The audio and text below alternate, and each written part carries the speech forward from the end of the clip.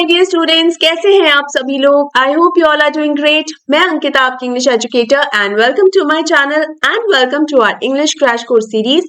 और आज हम हमारे chapter number 5 glimpses of India की तीसरी स्टोरी की तरफ बढ़ेंगे, जो कि है टी फ्रॉम आसाम, यानी आसाम के जो चाय के बागान होते हैं, आज उनकी सैर कर आएंगे। ठीक है, तो जल्दी से इस स्टोरी को समझते हैं, लेकिन उससे पहले आप इस वीडियो को लाइक कर दीजिए, ज्यादा से ज्यादा शेयर कर दीजिए ताकि मैक्सिमम स्टूडेंट्स तक ये पहुंच सके। और अगर अभी तक मेरे चैनल को सब्सक्राइब नहीं किया है तो उसे भी सब्सक्राइब कर लीजिए। ऑलराइट स्टूडेंट्स, तो स्टार्ट करते हैं हम हमारा चैप्टर टी फ्रॉम आसाम।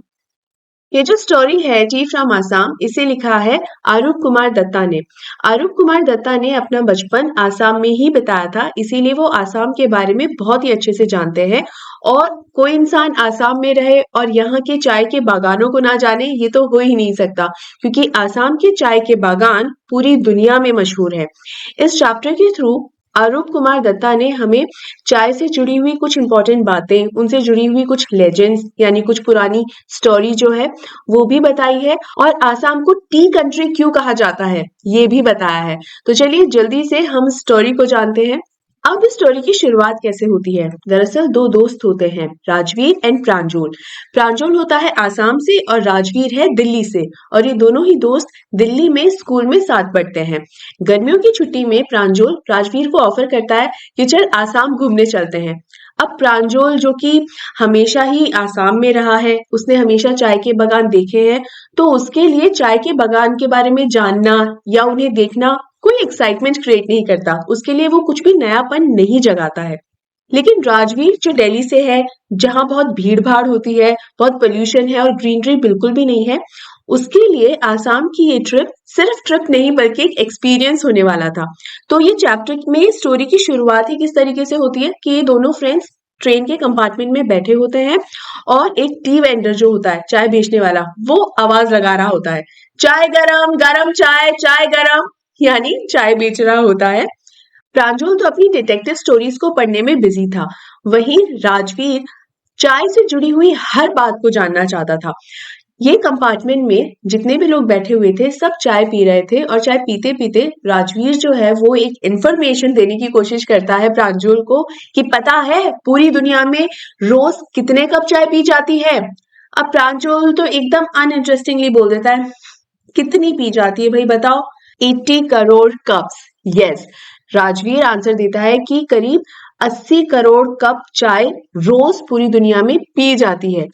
तो ये भी दर्शाता है कि राजवीर कितना ज्यादा टी रिलेटेड इंफॉर्मेशन गैदर करने में इंटरेस्टेड था।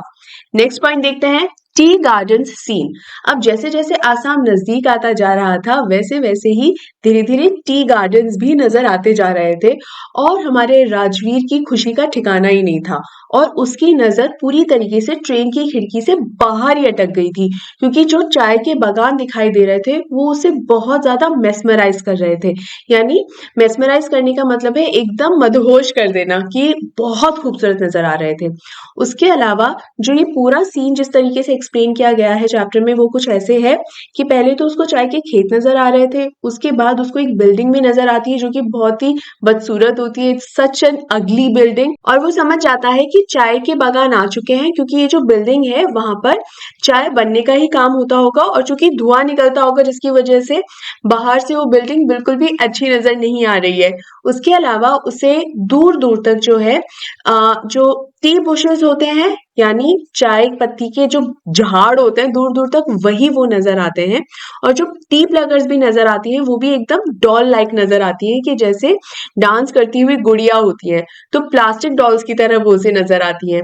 तो ये पूरा ही नजारा देख के राजवीर बहुत ही इम्प्रेस होता है और बहुत खुश भी होता है, क्योंकि इतनी ग्रीनरी और इतनी काम सीनरी उसने आज से पहले कभी देखी ही नहीं थी। साथ ही साथ वो अपनी नॉलेज को अपने फ्रेंड प्रांजल के साथ भी शेयर करता रहता है।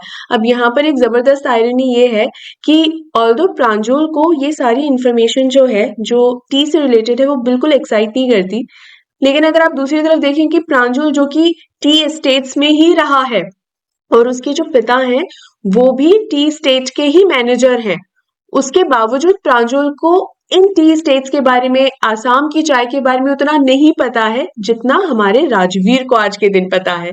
ठीक है, तो ये भी एक मजेदार बात है।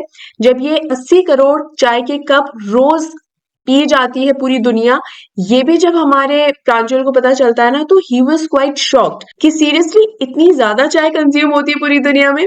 चलिए आगे जानते हैं चाय से जुड़े हुए कुछ लेजेंड्स के बारे में। लेजेंड्स यानी स्टोरीज। यहाँ पर कई स्टूडेंट्स जो होते हैं लेजेंड वर्ड सुन के पढ़ के थोड़ा कंफ्यूज हो जाते हैं, क्योंकि उनके लिए लेजेंड का जो मतलब होता है वो ये होता है कि कोई भी इंसान जो अपनी फील्ड में बहुत ज्यादा फेमस हो या पॉपुलर हो, नाम कमा ले, तो वो लेजेंड हो गया। लेकिन लेजेंड्स स्टोरीज भी होती है बेटा, जो पुरानी स्टोरीज होती हैं। अब यहाँ पर कुछ और इन्फॉर्मेशन होता है। अब यहाँ पर कुछ और भी इंफॉर्मेशन ऐसी होती हैं जो राजवीर प्रांजल के साथ शेयर करता है। जैसे आसाम की जो टी प्लांटेशन है वो पूरी दुनिया में लार्जेस्ट कॉन्सेंट्रेशन टी प्लांटेशन है। मतलब सबसे बड़ी टी प्लांटेशन पूरी दुनिया में आसाम के अंदर ही होती है।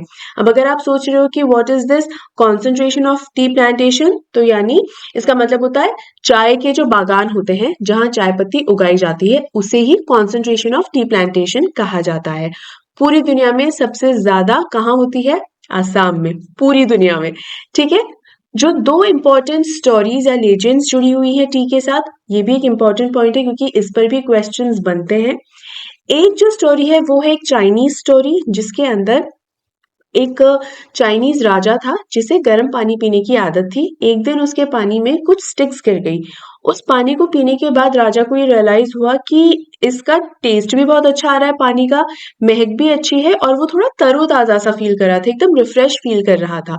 जब उसने गौर किया तो उसे पता चला कि वो स्टिक्स चाय की ही स्टिक्स थी, और तब से चाय पीना शुरू हो गया। और ये भी माना जाता है कि दुनिया में सबसे पहले जो है चाय चाइना में ही पी गई थी।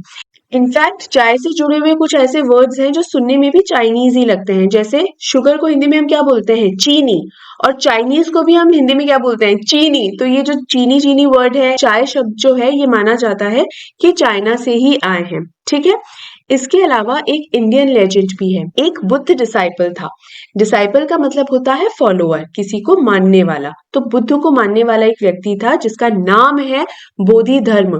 कई बच्चे कंफ्यूज हो जाते हैं कि बोधि धर्म एक धर्म के बारे में बताया गया है इस चैप्टर में। नो, बोधि धर्म is the name of this disciple. वो जब भी मेडिटेशन करता था तब उसको एक समय के बाद नींद आने लग जाती थी। अपने आप को नींद से बचाने के लिए वो क्या करता है, अपनी जो आईलिड्स होती है ना, ये हिस्सा, आईलिड्स को काटकर फेंक देता है। जहां जिस जगह वो आईलिड्स गिरती हैं, ऐसा माना जाता है कि उसी जगह से 10 पौधे उगाते हैं, और ये माना जाता है कि वो पौधे चाय के ही पौधे थे। तो इस तरीके की कुछ ऐसी कहानियां हैं जो चाय के साथ जुड़ी हुई हैं। कुछ फैक्ट्स के बारे में भी मैं आपको बता देती हूँ। जैसे यूरोपियन कंट्रीज के अंदर, इस चैप्टर में इनके बारे में बात हुई है कि यूरोपियन कंट्रीज के अंदर जो है कॉफी ज्यादा पी जाती है। जो चाय होता है ना, वो चाय एक मेडिसिनल बेवरेज की तरह पिया जाता है। मेडिसिनल बेवरेज मतलब जिसके हेल्थ बेनिफिट्स होते हैं। जैसे कोल्ड एंड कफ हो जाता है तो उस दौरान चाय पिया जाता है। हेडेक हो रहा है तो उस टाइम पे चाय पीना प्रेफर करते हैं। यूरोपियन कंट्रीज में चाय को इस तरह से ज्यादा कंज्यूम किया जाता है हेल्थ बेनिफिट्स के लिए। ठीक है, so these are some of the stories and some facts related to tea. और ये सारे फैक्ट्स, ये सारे लेजेंड्स जो है वो प्रांजल राजवीर को नहीं, इनफैक्ट राजवीर प्रांजल को बता रहा होता है। बस इसी तरह से बातों बातों के अंदर ये दोनों फ्रेंड्स जो हैं वो पहुंच जाते हैं ढेकियाबाड़ी। नाउ ढेकियाबाड़ी क्या है? जो आसाम है बेसिकली दो हिस्सों में डिवाइडेड है, अपर आसाम, लोअर आसाम। तो अपर आसाम का जो स्टेशन है, उस वहां पर जो ट्रेन जंक्शन है, और प्रांजल की जो फैमिली है वो वहीं रहती है। तो जैसे ही ये लोग स्टेशन पे पहुंचते हैं, वहां प्रांजल के पेरेंट्स आए हुए होते हैं, और इन दोनों ही बच्चों को रिसीव करके जो प्रांजल के जो फादर हैं वो सीधा उन्हें टी स्टेट्स दिखाने के लिए ले जाते हैं। And Rajvir was so happy to look at the scenes. जितनी भी टी स्टेट्स वो रास्ते में देखता है उसे बहुत खूबसूरत लगता है। और प्रांजल के जो फादर हैं उनका नाम है मिस्टर बैरवा, ढेकियाबाड़ी टी स्टेट के अंदर मैनेजर है। अब राजवीर तो हमारा ऑलरेडी इतना एक्साइटेड है सारे टी स्टेट्स को देखकर, तो उसका मन करने लगता है कि टी से जुड़ी हुई जितनी भी उसकी नॉलेज है वो मिस्टर बैरवा के साथ शेयर करे। और वो शेयर करता भी है, और क्या कहता है कि मिस्टर बैरवा, ये अभी सेकंड फ्लश ही है ना, जो कि मई से जुलाई तक होता है। अब आप सोच रहे हो कि अगर सेकंड फ्लश क्या होता है, तो इसका मतलब होता है कि क्या होता है, हर फसल उगाने का अपना एक अलग समय होता है और उस फसल को काटने का भी अपना एक अलग समय होता है। ऐसा नहीं कि गेहूं भी सर्दियों में कटेगा, चावल भी सर्दियों में कटेगा, धान वगैरह सब सर्दियों में कटेगा, ऐसा नहीं। सबका अलग अलग सीजन होता है। तो जो चाय पत्ती होती है ना, उसका भी अलग अलग सीजन होता है। और जो चाय पत्ती जो काटी जाती है ना, सेकंड बेस्ट टाइम जो होता है पूरे साल का, वो होता है मई टू जुलाई। और वो जो सेकंड बेस्ट टाइम होता है ना चाय की पत्तियां तोड़ने का, वो टाइम होता है, उसे ही सेकंड फ्लश कहा जाता है। और ये टाइम कब से कब तक होता है? May to July. Now you remember, गर्मी की छुट्टियों में ये दोनों फ्रेंड्स आसाम आए हैं। तो जब ये लोग आसाम पहुंचे तो वहां पर सेकंड फ्लश ही चल रहा होता है। और यही बात हमारा राजवीर मिस्टर बैरवा से शेयर करता है। And mister Bairwa was so impressed, वो इतना खुश होते हैं, एक्नॉलेज करते हैं राजवीर के नॉलेज को। राजवीर भी बहुत खुश होता है।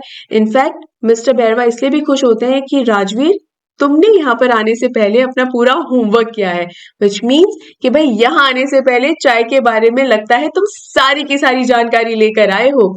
ये सुनकर राजवीर भी बहुत खुश होता है और आखिर में कहता है, आउट ऑफ रिस्पेक्ट कर्टेसी, कि जी हाँ मिस्टर बैरवा, मैं बहुत सारी चीजें सीख कर आया हूँ, लेकिन आपसे मैं और भी बहुत सारी चीजें जानना चाहूंगा। राइट, तो ये था हमारा ये चैप्टर बेटा। बहुत ही छोटा सा चैप्टर है। इनफैक्ट पूरा ग्लिम्पसेस ऑफ इंडिया ये जो चैप्टर है ना, इसकी जो तीनों स्टोरीज है अपने आप में बहुत छोटी छोटी और बहुत ही इंटरेस्टिंग है। और सब में हमें कुछ भारत के बारे में कुछ नया जानने को मिलता है ना। अब मैंने यहाँ बताया था कि आसाम को टी कंट्री क्यों कहा जाता है। इसलिए कहा जाता है क्योंकि यहाँ पर largest concentration of tea plantation है और बेस्ट चाय, प्रीमियम क्वालिटी चाय यहाँ पर मिलती है। ठीक है, तो यहाँ पे हमारा चैप्टर कंप्लीट होता है। अब हम इंपॉर्टेंट क्वेश्चंस की तरफ बढ़ते हैं। सबसे पहले है, which tea is considered the best tea and why? So देखिए, Assam tea is considered to be the best tea as it has the largest concentration of tea plantation in the world. The weather and environmental conditions are perfect here to grow tea plants.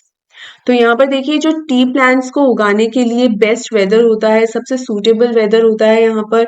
इसके अलावा largest concentration of tea plantation है यहाँ पे, इसीलिए आसाम की जो चाय है दुनिया की सबसे बेस्ट चाय है। Next question is, you know that everybody drinks tea every day in India. It banishes our sleep and makes us feel fresh. Describe the importance of tea in India. Bharat में चाय की क्या इंपॉर्टेंस है? ये एक बहुत इंपॉर्टेंट क्वेश्चन हो सकता है, इसलिए इसको बहुत अच्छे से समझे। देखिए, भारत के अंदर टी का कंजम्पशन बहुत ज्यादा होता है, ये तो हम सभी जानते हैं। Although person to person differ करता है। कुछ लोग 1 कप चाय पीते हैं, कुछ लोग 10 कप भी पी जाते हैं। बहुत कम लोग ऐसे हैं जो पीते ही नहीं है चाय, राइट।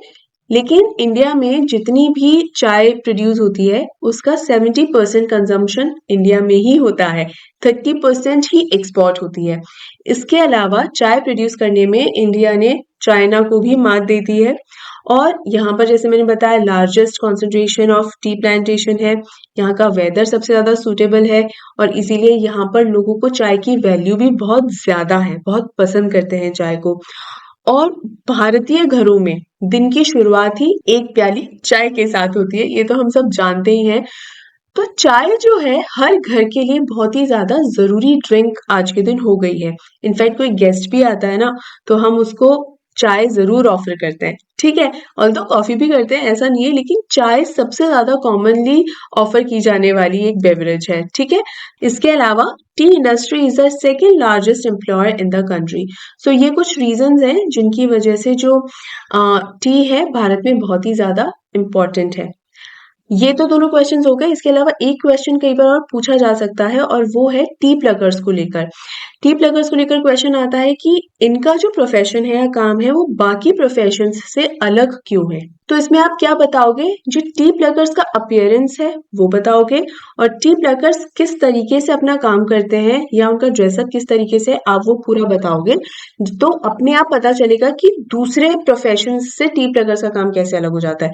जैसे वो लोगों ने पहना क्या होता है, एप्रन पहना होता है, ताकि जो पत्तियां जब तोड़े तो वो जो रस उछलता है ना कई बार, वो उनके कपड़ों पर लगकर कपड़े गंदे ना हो जाए। इसके अलावा वो जो पत्तियां होती है उसको प्लग करके बास्केट में डालते हैं, और वो जो बास्केट होती है वो किस तरीके से लटकी होती है, उनके सर के थ्रू लटकी होती है पीठ पर। तो उस बास्केट में पत्तियां भरते रहते हैं तोड़ तोड़ कर। और उनका अपीयरेंस दूर से कैसे नजर आता है, ऐसा लगता है जैसे प्लास्टिक डॉल्स होती है। ठीक है, तो ये सारे पॉइंट्स आपको लिखने हैं अगर पूछा जाता है टी प्लकर्स का प्रोफेशन बाकी प्रोफेशन से अलग होता है, ठीक है। ये स्पेसिफिकली मैं अभी यहाँ पर भी लिख सकती थी, क्यों नहीं लिखा, वर्बली ही क्यों बता रही हूँ, क्योंकि मुझसे ये ना कुछ ही देर पहले एक स्टूडेंट ने पूछा था, तो मेरे पास इतना टाइम नहीं था कि मैं इसको यहाँ पर लिखकर फिर आपको वीडियो में बता सकूं, तो लिखने का टाइम मुझे मिला नहीं, तो मुझे लगा मैं बोलकर ही आपको इस क्वेश्चन का आंसर दे दूंगी, ठीक है। तो आई होप स्टूडेंट्स आपको ये पूरा चैप्टर अच्छे से क्लियर हो गया होगा, क्वेश्चंस अच्छे से क्लियर हो गए होंगे, इसके क्वेश्चंस और उनके आंसर्स अच्छे से क्लियर हो गए होंगे। तो अगर कहीं कोई डाउट है तो बिल्कुल पूछ लेना, डाउट पूछने में कोई कंजूसी मत करना, आपको पता है मैं आपकी डाउट्स हमेशा क्लियर करती हूँ। तो स्टूडेंट्स इस वीडियो को लाइक कर देना, ज्यादा से ज्यादा शेयर कर देना ताकि मैक्सिमम स्टूडेंट्स तक ये पहुंच सके, और अगर अभी तक मेरे चैनल को सब्सक्राइब नहीं किया है तो इसे भी सब्सक्राइब कर लेना। और राइट, हम मिलते हैं बहुत ही जल्द अगले वीडियो में, तब तक अपना ध्यान रखिए, take care and good bye.